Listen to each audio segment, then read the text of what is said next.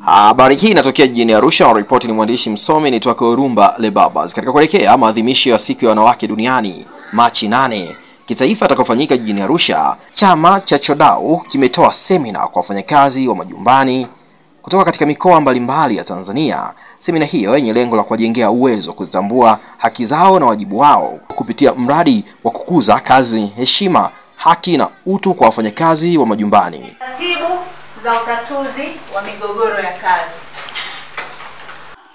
na uamuzi, ambapo kwenye tume ya usuluhishi na uamuzi hii migogoro tutakayopeleka ina hatua mbili. Kufanya kazi na uruhusifu kwa aina yoyote ile, umenyanyaswa sababu ni mjamzito, umenyanyaswa sababu ni Muislamu au Mkristo, umenyanyaswa kwa sababu wewe ni Mwafrika mweusi, umenyanyaswa kwa sababu wewe una HIV/AIDS, au umenyanyaswa kwa njia nyingine yoyote kwa sababu wewe ni mwanamke au mwanamume au mlemavu au vitu vingine kama hivyo. Kwa hiyo utakuwa mgogoro wa nini? Lakini kwa nini hatuchukui na wao wanafanya kazi vizuri? Mbona kwa taasisi zingine wafanyakazi wengi ni wanaume kuliko wanawake? Kwa nini wafanyakazi wa majumbani tu ndio wanawake wengi? Kwa sababu kazi nyingi za majumbani zinafanywa na wanawake. Wanawake ndio wanalea watoto, wanafua nguo, kazi nyingi zinahusiana na. Semina hiyo ya siku 4 jijini Arusha imejumuisha pia waandishi wa habari kutoka katika vyombo mbalimbali vya habari. Baadhi ya viongozi wa chama cha wafanyakazi wa majumbani hapa wanaeleza mafanikio na changamoto zinazowakabili wafanyakazi wa majumbani. Mimi ni Maua Isa Mwaliko, ni mfanyakazi wa majumbani. Nimeanza kufanya kazi tangu 2011 mpaka sasa hivi 2025. Muda wote huwa nafanya kazi za majumbani. Lakini wafanyakazi wa majumbani tuna changamoto, mishahara ni midogo, japo serikali imetangaza kima cha mshahara. Lakini mishahara yetu bado haikizi kutokana sisi ni mama wa nyumbani na wengine sisi ni hatuna waume. Lakini tunachokitegemea ni kazi tunazozifanya, lakini kutokana na mshahara wa serikali kima cha chini cha 120,000 kwetu sisi bado wafanyakazi wa majumbani unatubana. Tunaomba serikali kupitia Mama Samia, Rais wa Jamhuri ya Muungano wa Tanzania, kwa hili swala la mshahara wa 120,000 tunaomba aliangalie. La pili ni mkataba wa ajira kuhusu wafanyakazi wa majumbani. Wafanyakazi wa majumbani hatutambuliki sana kuhusu kwamba hatuna mikataba. Tukilalamika na waajiri wetu kuhusu mkataba, yani kwa sababu serikali swala hili hawalitilii mkazo, na hata waajiri ukimwambia swala la mkataba uwe wa maandishi uwe wa maneno, yani mwajiri huwa hahitaji masuala hayo. Kwa hiyo tunafanya kazi kimazoea. Sasa kama tunafanya kazi kimazoea, tulikuwa tunamuomba Rais wetu wa Jamhuri ya Muungano wa Tanzania ausimamie mkataba wetu wa namba 189 wa kazi za staa za wafanyakazi wa majumbani. Akiupitisha mkataba huu, na sisi wafanyakazi wa majumbani tutakuwa huru, kwa sababu bado tupo kwenye utumwa.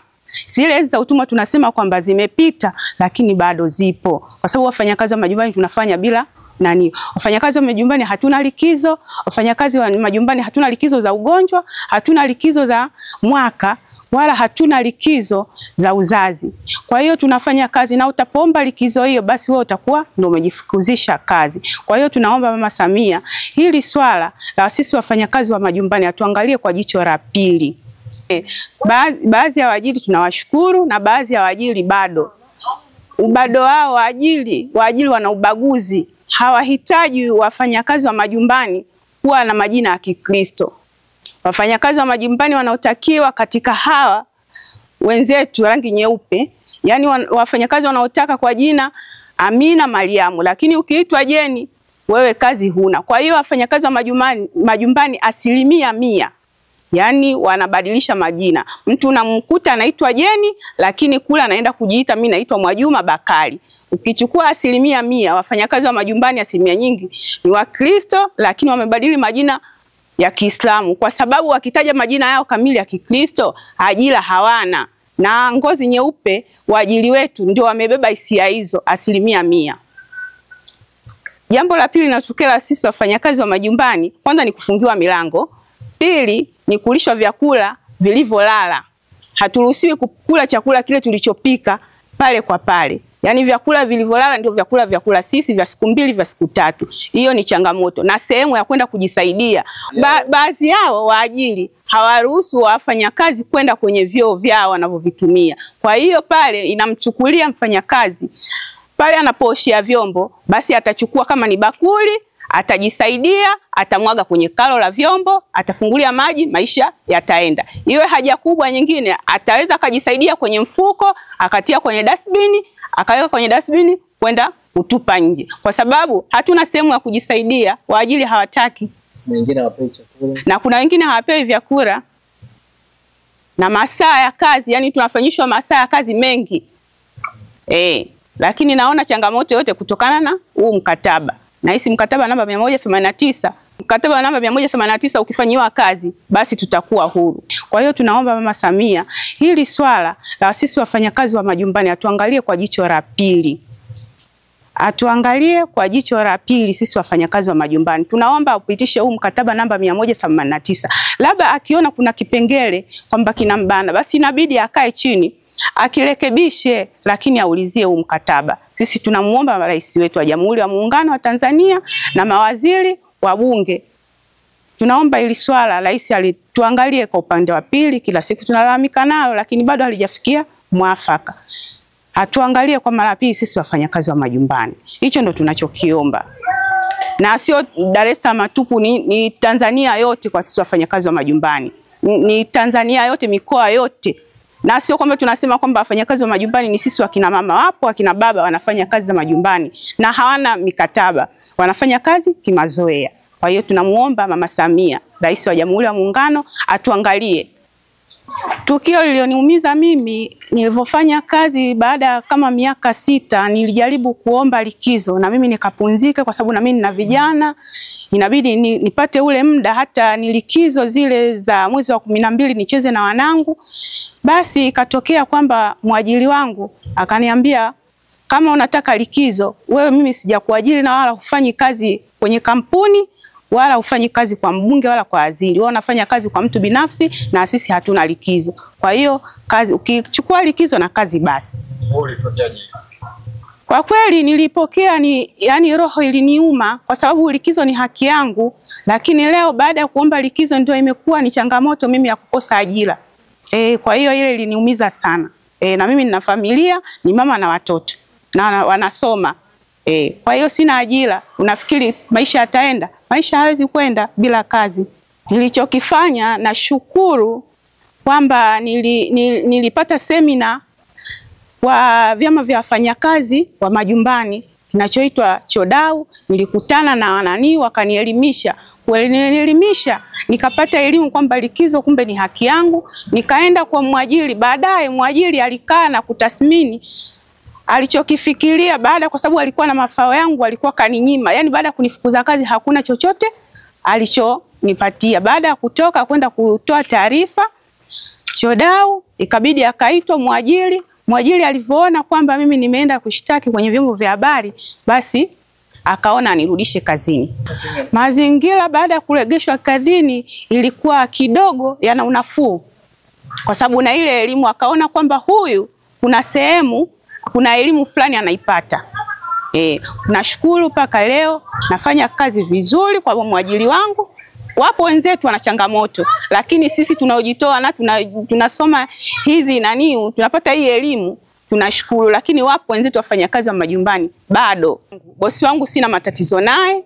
Bosi wangu mimi, yani hata hiki kipindi cha Ramadhani, bosi wangu aliniandalia kila kitu cha kuhusu masuala ya kufunga kwa mwezi wa Ramadhani. Hilo nashukuru kwa bosi wangu mimi, nakula kuanzia asubuhi mpaka mchana. Kwa bosi wangu mimi sifungiwi mlango. Yani nafanya kazi masaa 24 na bosi wangu anaweza akasafiri hata miezi 2 mitatu, ananiachia funguo, mimi naondoka nazo nyumbani kwangu na narudi naendelea na kazi. Sina tatizo na bosi wangu hata mara moja. Na haya matatizo niliyoongea ni niaba ya wafanyakazi wenzangu wa majumbani. Matatizo hayo yapo. Na sisi kama wenyekiti tunapitia kwenye nyumba wanazofanya kazi wafanyakazi wenzetu, matatizo hayo tunayakuta. Kwa majina naitwa Efrasia Mkude, ni mfanyakazi wa majumbani ambaye nimefanya kazi zaidi ya miaka 20. Kwenye kazi hizi za wafanyakazi wa majumbani watu wengi wanadharau, lakini ni kitengo muhimu sana. Wafanyakazi wa majumbani tunapitia changamoto nyingi, lakini changamoto hizo ukizivumilia wakati mwingine zinakusaidia. Tusidharau kazi za wafanyakazi wa majumbani. Kwa mfano mimi kupitia kazi hii ya nyumbani nimeweza kusomesha mtoto wangu mpaka amemaliza chuo kikuu, sasa hivi ni daktari kwa kazi hii ya majumbani.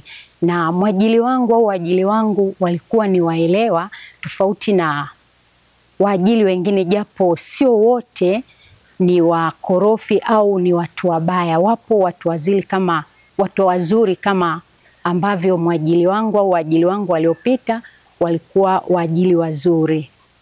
Nimefanikiwa mimi baada ya kujitambua kwamba mimi ni mfanyakazi wa majumbani, na kazi za wafanyakazi wa majumbani ni kama kazi zingine ambazo watu wanaenda, unatoka asubuhi, unaenda kazini, unarudi, unaendelea na majukumu yako kama kawaida.